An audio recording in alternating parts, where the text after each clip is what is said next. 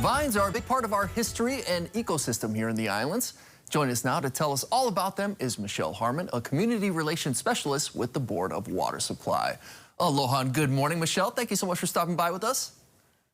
Aloha, Sam. Thank you for having me. Nice to see you again. Likewise. So today we're talking about culturally significant as well as xeric or unthirsty vines. And we celebrated a holiday yesterday that has to do with them in the Great Prince Kuhio Day. Can you tell us about that? Yeah, so definitely, as you said, yesterday was Prince Kuhio's birthday, and we celebrated.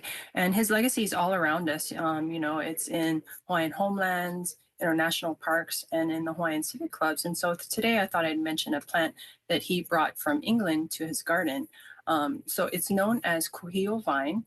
And some people think it's native, but as I mentioned, he brought it in the late 1800s because he fell in love with the color of the flowers, which are crimson, just beautiful, bright flowers.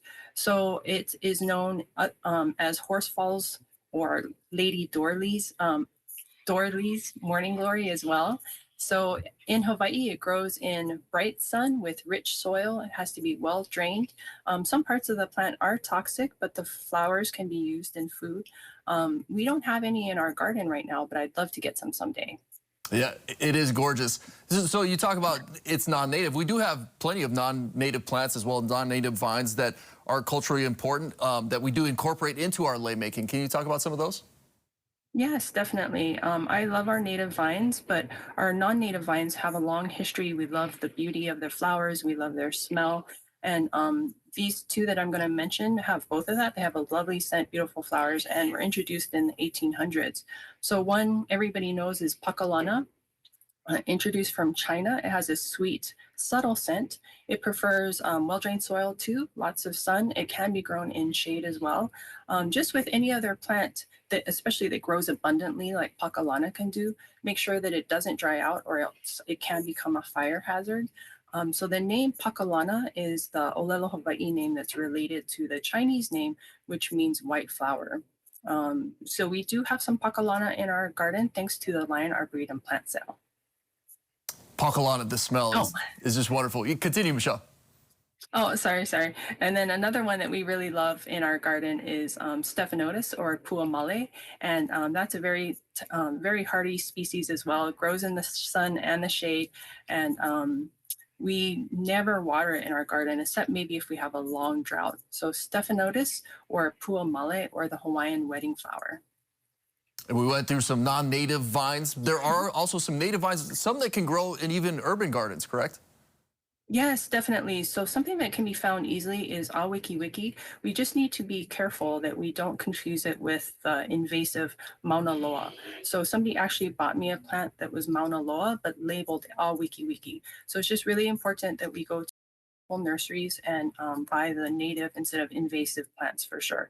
So Awiki Wiki refers to how fast it can grow. It has beautiful purple flowers, very drought tolerant plant. We do have it in our garden, and it's one of my favorites. Yeah, and you mentioned the invasive species, right? That's something we always want to avoid. What do you recommend as far as just helping to stay away from those to make sure we don't perpetuate those things?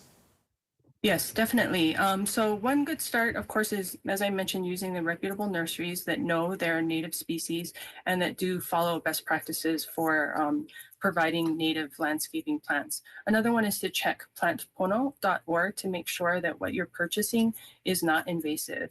And of course, we should be testing all of our new plants and our planting material for invasive species such as little fire ants, CRB, coqui frogs even. So all of the procedures for those tests can be found on the websites of our invasive species committees. Yeah, those are great resources. And then also with the Board of Water Supply, you folks have resources on your website too to help people out with their gardens, correct? Yes, definitely. If you go to our website and you look at our planting guide, especially, that'll help you point to native plants that you can find easily at nursery shops and garden shops. All right, Michelle Harmon with the Board of Water Supply. Thank you so much for stopping by with us this morning. Always great to see you. Thank you so much for those tips. Thank you so much, Sam. Have a great day. You too.